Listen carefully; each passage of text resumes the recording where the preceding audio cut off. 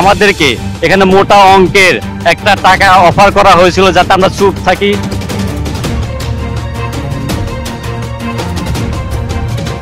রাজুকের কিছু অসৎ কর্মকর্তার মাধ্যমে তারা একটা বহুতল ভবন করার পারমিশন দিয়েছে। তার সাথে সকলেই একাত্মতা পোষণ করছি। এইটার পিছনে কাদের হাত আছে আমরা জানতে চাই। কিছু ব্যক্তি তাদের নিজস্ব স্বার্থের উদ্দেশ্যে এখানে প্লট বরাদ্দ করে বড় বড় অট্টালিকা এখানে নির্মাণ করা হয়েছে। প্রাণ প্রকৃতি বিনাশ করে লেকের পাড়ে যেটা উন্মুক্ত জায়গা থাকার কথা, পাবলিক প্লেস, পাবলিক প্রপার্টি, সেখানে যে ব্যক্তিগত স্থাপনার সুযোগ দেওয়া হয়েছে। আমরা বন্ধন করতেছি আজকে মুগ্ধ মঞ্চে, সেটা হলো পিছনে আমাদের যে অবৈধ একটা ভবন হচ্ছে, স্থাপনা হচ্ছে বহুতল, এটা আসলে হওয়ার কথা ছিল না। এখানে হচ্ছে একটি অডিটোরিয়াম হওয়ার কথা ছিল, উত্তরাতে কোনো অডিটোরিয়াম নেই। এখানে সত্যবর্ষী একটি বট গাছ আছে আমাদের মুগ্ধ মঞ্চের পিছনেই। এই বট গাছটি যারা বিল্ডিং করতেছে, অবৈধ স্থাপনা করতেছে, তারা কেটে ফেলছে, অলরেডি একটা মোটা অংশে কেটে ফেলছে।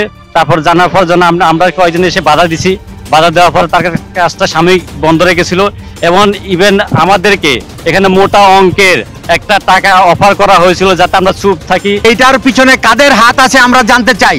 এখানে অট্টালিকা কোনোভাবে আমরা হতে দিতে পারি না।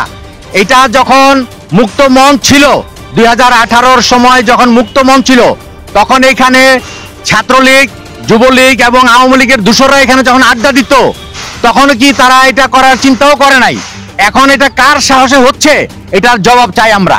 ইতিমধ্যে যখন মুগ্ধ মঞ্চের নাম মুগ্ধ মঞ্চকরণের নিয়ে কাজ হয়, তখন এস্টেট অফিসার যখন এসেছিলেন তিনি এই কাজটা বন্ধ করেছিলেন। এরপরে কাজটা বন্ধ করার পরে কোন অথরিটি পাওয়ারে কাজটা আবার চালু হলো, এটা আসলে প্রকৃতপক্ষে অথরিটি বইতে আসলো কিনা, এই ব্যাপারের পুরোপুরি ব্যাপারটা আমরা জানতে চাই। এখানে একটা প্ল্যান ছিল একটা অডিটোরিয়াম করার, এবং এই প্ল্যানটা ভেঙে পরবর্তীতে ফ্যাসিবাদের দোসরদের দ্বারা আমাদের এখানে যে মাস্টার প্ল্যান কিংবা রাজুকের মাস্টার প্ল্যানে এই প্লটের কোনো বরাদ্দ ছিল না।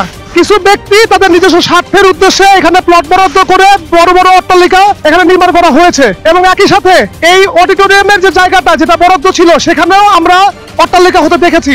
আমাদেরকে যদি এই ব্যাপারে পুরোপুরি আকারে আমাদেরকে না জানানো হয়, আমরা সামনে আমাদের কর্মসূচিকে আরো দীর্ঘায়িত করব বলে আমরা সবাইকে বলতেছি ইনশাআল্লাহ। তার সাথে সকলেই একাত্মতা পোষণ করছি।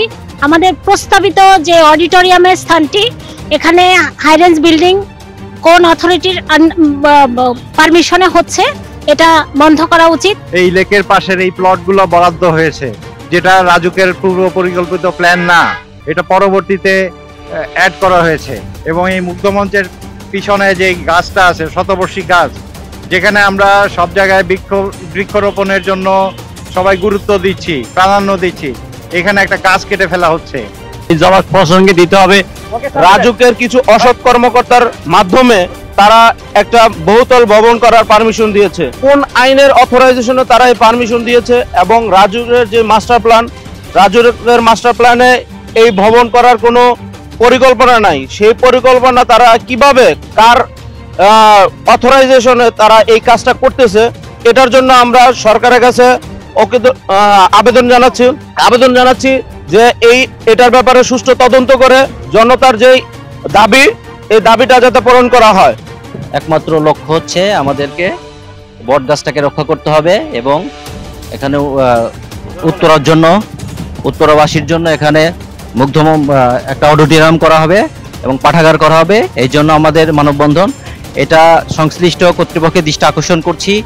প্রাণ প্রকৃতি বিনাশ করে লেকের পাড়ে যেটা উন্মুক্ত জায়গা থাকার কথা, পাবলিক প্লেস, পাবলিক প্রপার্টি, সেখানে যে ব্যক্তিগত স্থাপনার সুযোগ দেওয়া হয়েছে। পরিবেশ সংরক্ষণ আইন 1995 সালের যে আইনটি তৈরি করা হয়েছে, সেই আইনে কিন্তু যে কোনো জায়গায় যদি গাছ কাটতে হয় তাহলে পরিবেশ অধিদপ্তর এর অনুমতি লাগবে এবং লিখিত অনুমতি লাগবে। সে কিন্তু এখানে নেই, সেভাবে গাছটা কাটা হয়েছে। একই সাথে এই লেক পাড়ের অবৈধভাবে জায়গা দখল করা হয়েছে, সেটাও কিন্তু একটা বন ও পরিবেশ অধিদপ্তরের আন্ডারেই পড়ে।